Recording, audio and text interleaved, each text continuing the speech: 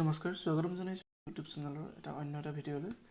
সেয়া আজি আমি লৈ আহিছোঁ এক্সেলৰ কিছু ফৰ্মুলা। যিহেতু এইটো দেখিছে এখন ডাটা বনাই লৈছোঁ টেবল এখন, যিটো ইয়াত আছে serial number, customer ID, gender, annual purchases আৰু এনুৱেল চেলাৰী। ইয়াত আমাৰ দিয়া হৈছে যে টোটেল এনুৱেল পাৰ্চেজ কেনেকৈ যাব লাগে বেলেগ বেলেগকৈ।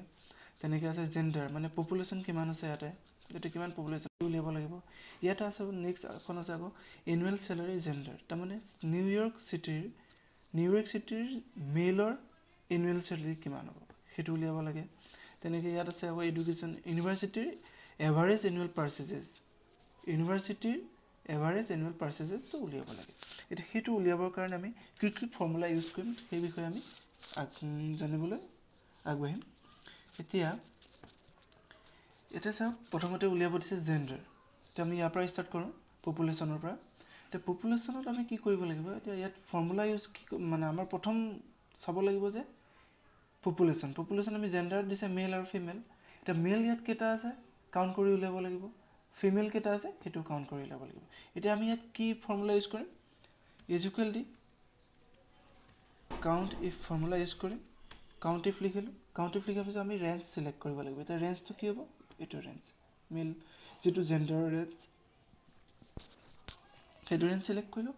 আমি কমা দিলোঁ, কমা দি ক্ৰাইটেৰিয়া, ইয়াত আমি কি বিচাৰিম, মেল বিচাৰিম। তাৰমানে আমি চিম্পলি কি দিম, ডাবল ইনভাৰ্টেড কমাৰ ভিতৰত এম লিখি ব্ৰেকেট ক্ল'জ এণ্টাৰ। এতিয়া আমি পাই গ'লোঁ 4। চাওক 1 2 3 4 তো ওলালে। নেক্সট ফিমেলটো তেনেকৈ কাউণ্ট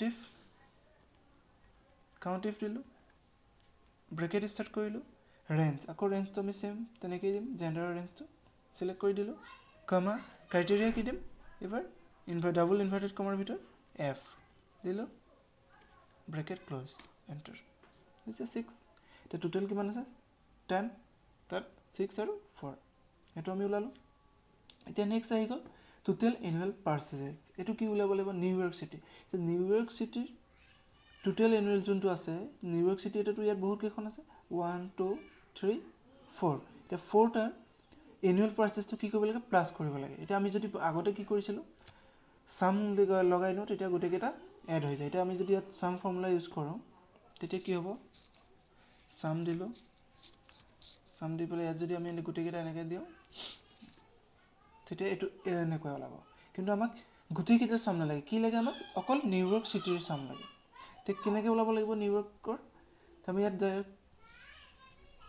ইকুৱেল চাইন দিলোঁ। আমি ইয়াত ইউজ কৰিম চাম নকৰোঁ, এতিয়া আৰু এটা কৰিম চাম ইফ, চাম ইফ ইউজ কৰিম, কমা।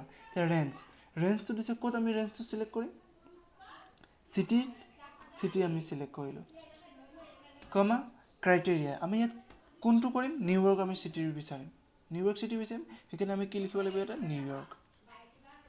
নিউয়ৰ্ক লিখিলোঁ, কমা অ'কে। এতিয়া চাম ৰেঞ্জ, এতিয়া আমাক কি প্লাছ কৰিব লাগে, অকল এনুৱেল পাৰ্চেজেছ, এনুৱেল চেলাৰী নহয় পাৰ্চেজেছ কৰিব লাগে। সেইকাৰণে আমি ইয়াৰ পৰা কি কৰিম, চিলেক্ট কৰি ব্ৰেকেট ক্ল'জ এণ্টাৰ।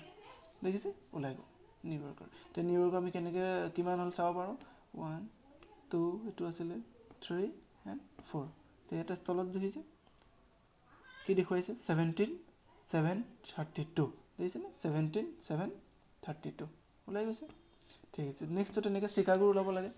তেনেকৈ আমি চেম দিম, চাম ইফ চিটি চিলেক্ট কৰিলোঁ, ৰেঞ্জটো ক্ৰাইটেৰিয়া কি দিব লাগিব, চিকাগো দিলোঁ, ব্ৰেকেট ক্ল'জ, কমা দিলোঁ। এতিয়া কি কৰিম, চাম ৰেঞ্জটো চিলেক্ট কৰিম, ব্ৰেকেট ক্ল'জ। নেক্সট আমি চাম আকৌ একে চেম, চাম ইফ ব্ৰেকেট ষ্টাৰ্ট দিলোঁ, ৰেঞ্জ চিলেক্ট কৰিলোঁ, চিটি, অ'কে। নেক্সট আমি কি দিম, কমা দিম। ক্ৰাইটেৰিয়া কি দিব লাগিব, আমি চিটল, SETTLE চিটল লিখিলোঁ, দিলোঁ, কমা, চাম ৰেঞ্জ কোনটো চিলেক্ট কৰিব লাগিব, এইটো চিলেক্ট কৰিলোঁ, ব্ৰেকেট ক্ল'জ এণ্টাৰ। দেখিছে ওলাই গ'ল,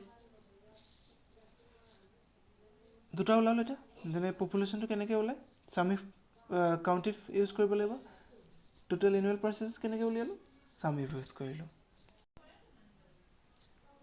এতিয়া নেক্সট আমি কি চাম,